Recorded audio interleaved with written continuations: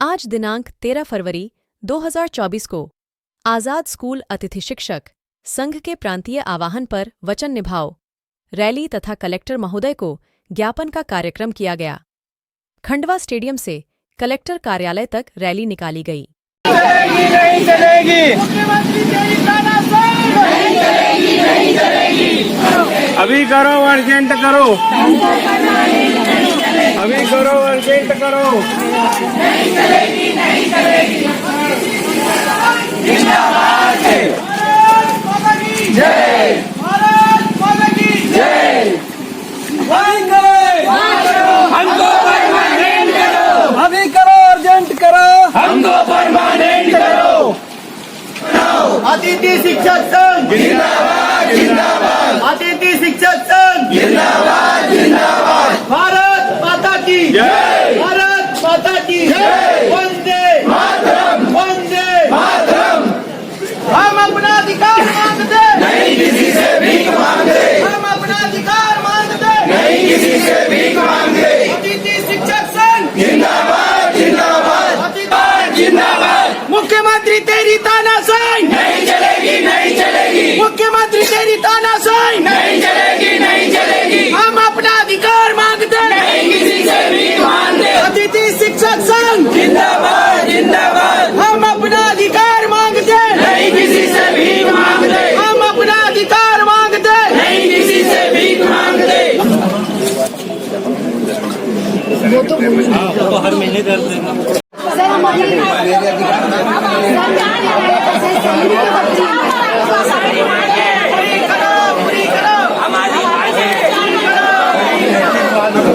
नमस्कार सर, मैं अतिथि शिक्षक विगत 9 वर्ष से अतिथि शिक्षक में जॉब कर रही हूँ। मैं उत्कृष्ट विद्यालय खंडवा में इस समय इंग्लिश की टीचर हूँ।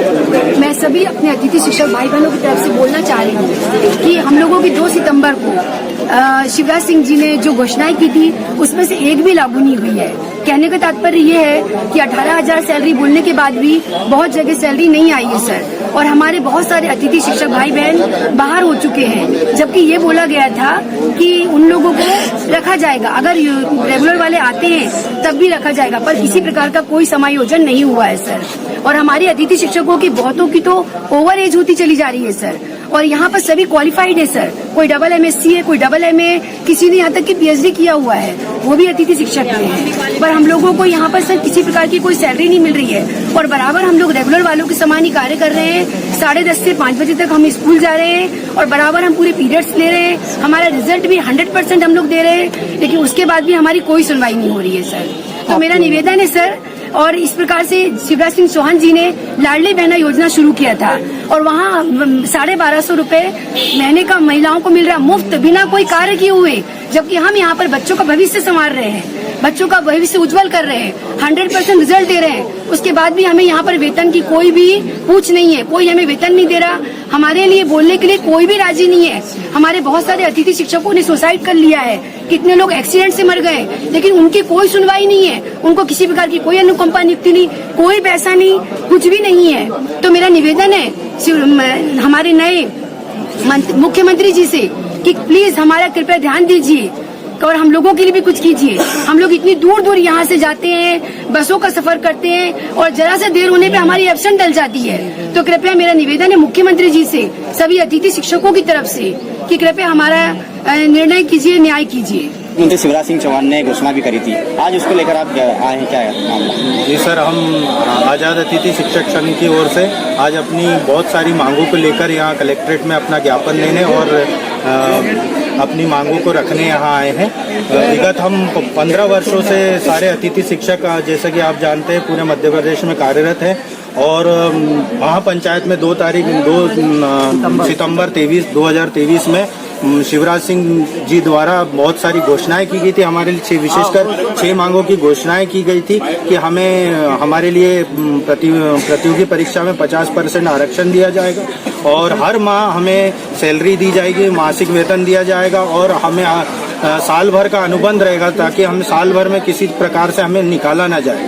पर और हमें विभागीय परीक्षा के द्वारा नियमित किया जाएगा, ऐसी हम नीति बनाएंगे। लेकिन अभी तक हमें सिर्फ मानदेय दुगना करने का आदेश दिया गया है, वो भी 1 माह की सैलरी दी।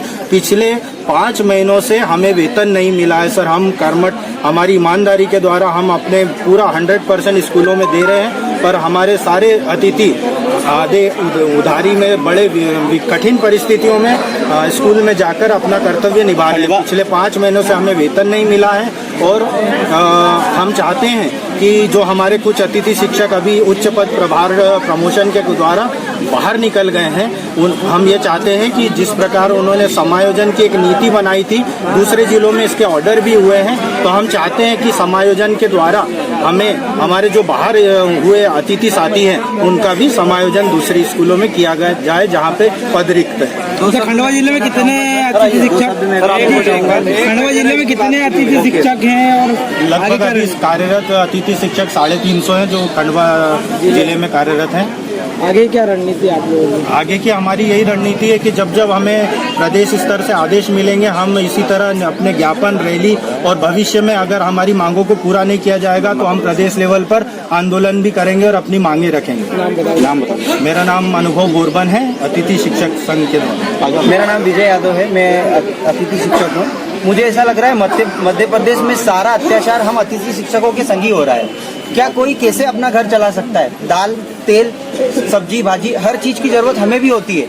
हमें 4 माह से वेतन नहीं मिला है, हम हमारा गुजर बसर कैसे करेंगे?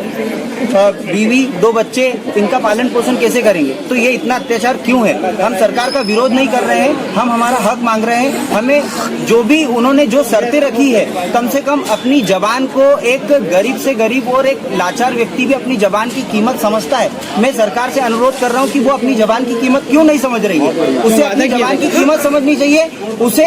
उसने जो निर्देश दिए हैं, जो शर्तें लागू की है, उनको पूरा करना चाहिए। 12 महीने का कार्यकाल, हमारे कई अतिथि शिक्षक साथी बेरोजगार हो गए हैं, उनकी स्थिति हम समझ सकते हैं और कोई नहीं समझ सकता। शिवराज सिंह ने घोषणा करी थी। जी सर, क्या कहेंगे? किसने घोषणा की थी? क्या वादे किए? सरकार ने घोषणा की है। हम तो ये जानते हैं कि बीजेपी सरकार ने घोषणा की थी, शिवराज सिंह ने की हो चाहे किसी ने भी की हो, बीजेपी सरकार थी। तो हम हमारा अनुरोध बीजेपी सरकार से करना चाहते हैं। बीजेपी सरकार की वर्तमान में भी सरकार है, उनको हमारा सहयोग भी था और हम चाहते हैं कि हमारी जितनी भी मांगे कृपया पूरी करें और इसे हमारा विरोध ना समझे। हम निवेदन करते हैं उनसे हाथ जोड़ के, हम विरोध नहीं करते हैं।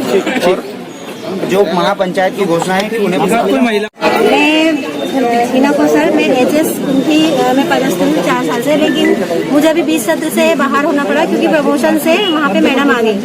तो ऐसे मेरे बहुत सारे साथी हैं जो 20 सत्र में से निकाल दिए गए हैं। मुख्यमंत्री जी के आदेश के अनुसार कि नहीं हम सत्र कंप्लीट करवाएंगे, उसके बाद भी नए मुख्यमंत्री जी ने आदेश निकाल के हम सबको 20 सत्र से बाहर कर दिया है।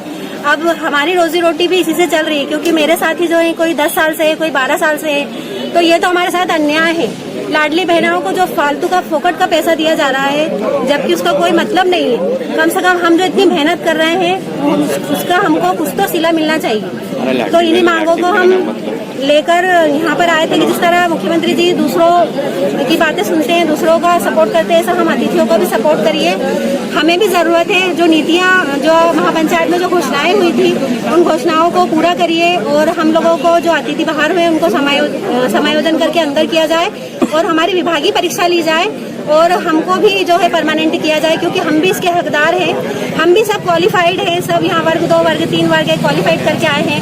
10-10 12-12 सालों से इस फील्ड में हैं और बच्चे जो हैं हमारे गवाह हैं। हमारी शाला के जो बच्चे हैं उनसे हमारा व्यवहार कैसा है, हम अपना 100% अपनी शालाओं में देते हैं। बच्चों को भी ये बात बड़ी खली है कि हम लोग 20 सत्र में से क्यों बाहर हो गए।